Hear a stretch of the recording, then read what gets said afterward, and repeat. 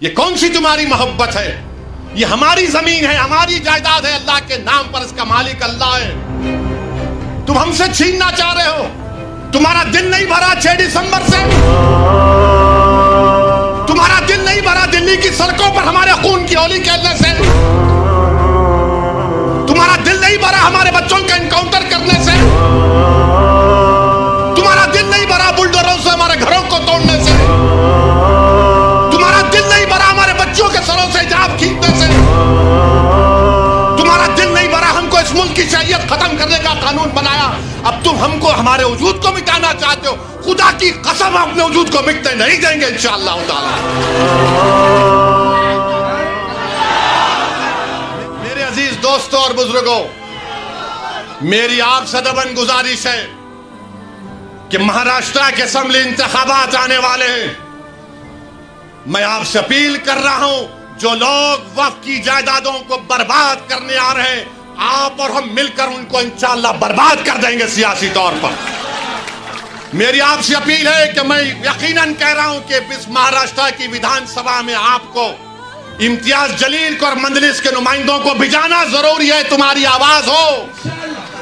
اگر تمہاری آواز نہیں ہوگی تو کون آواز اٹھائے گا؟ تم نہیں دیکھتے پارلیمنٹ میں کیا ہو رہا ہے؟ تم نہیں دیکھ رہے پارلیمنٹ میں کون پکار رہا ہے دیوانوں کی طرح؟ کیا تم کو نظر نہیں آ رہا کہ کس کے کلیجے میں، سینے میں، کس کی آنکھ میں آنسو ہے جو تڑپ تڑپ کر دیکھ رہا ہے کہ میرے بربادی کا قانون میرے آنکھوں کے سامنے بنایا جا رہا ہے؟ کون ہوگا تمہاری آواز کو؟ چھوڑو ان چیزوں کو، کبھی اپنوں کو بھی تو اپناؤ، کبھی اپنوں کو تو سمجھو۔ جو تمہارے لیے دن اور رات محنت کر رہے ہیں ان کی آواز بنا کر بجاؤ۔ یقیناً ہرانا ہے انشاءاللہ تعالی، ان لوگوں کو ہرائیں گے انشاءاللہ تعالی، مگر ہرانے کا مطلب یہی نہیں ہے کہ تم اپنی آواز کا گلا گھونٹ دو۔ تم اپنی آواز کا گلا گھونٹ کر کیسے دوسروں کے سر پر تاج رکھ سکتے ہو؟ مجھے بتاؤ، یہ تو نہیں ہو سکتا میرے بھائی۔ تو میری آپ سے گزارش ہے کہ اس بات پر بھی آپ غور کریے، ہم لڑ رہے ہیں اور لڑتے رہیں گے انشاءاللہ تعالی۔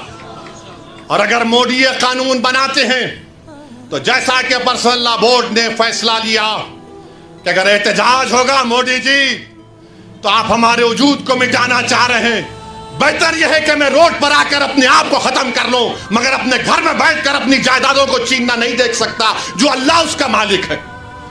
میں گھر میں بیٹھ کر نہیں دے سکتا کہ جس کا مالک اللہ ہے اس کو جائیداد کو چھین لیا جائے۔ یہ حکومت کی ذمہ داری ہوگی۔ آپ کو اگر قانون بنانا ہے تو روزگار دو، قانون بنانا ہے تو مہیلاؤں کو بچاؤ۔ ارے کیسا ہمارا ملک ہو چکا ہے کہ اجین میں بیچ سڑک پر، فٹ پاتھ پر ایک ظالم شیطان ایک خاتون کی عصمت ریزی کر رہا۔ یہ کیسا ہمارا دیش ہو گیا ہے؟ یہ گاندھی کا ملک، یہ آزاد کا ملک، امبیڈکر کا ملک، کہ وہ اس کا ویڈیو نکال رہا ہے عصمت ریزی کا۔ یہ کیسا ہمارا وطن ہو گیا ہے جب ہم نے انگریزوں سے کھندے سے کھندا ملا کر جلیانوالہ باغ میں اپنی جانوں کو دے دیا، ہم نے کالا پانی کی سزائیں ہمارے ہندو بھائیوں کے ساتھ کاٹی۔ آج ایک اشرف منیہار کو ٹرین کے ڈبے میں پیٹا جاتا ہے تو کوئی اف نہیں بولنے تیار، بچانا تو چھوڑو کوئی اف بولنے کے لیے تیار نہیں ہے۔ یاد رکھو، جب آپ اپنی لڑائی نہیں لڑیں گے کوئی تمہاری لڑائی نہیں لڑے گا، تمہاری لڑائی تم کو لڑنا پڑے گا۔ تم 70 سال سے سوچ سوچ کر دھوکہ کھا چکے ہو کہ کوئی اور ہماری لڑائی لڑے گا۔ نہیں میرے بھائی، تاریخ میں اگر نام لکھا جانا ہے تو یہ وقت ہے اپنی لڑائی لڑنے کا، یہی وقت ہے اپنے ووٹ سے اپنے نمائندوں کو اورنگ آباد سے بھجانے کا۔ تو میری آپ تمام سے گزارش ہے کہ آپ پرسنل لا بورڈ نے جو آپ سامنے بات کہی ہے، آپ جوائنٹ ورکنگ کمیٹی کو اپنے اعتراضات، اپنا پروٹیسٹ ای میل اور پوسٹ کے ذریعے بھیجائیے۔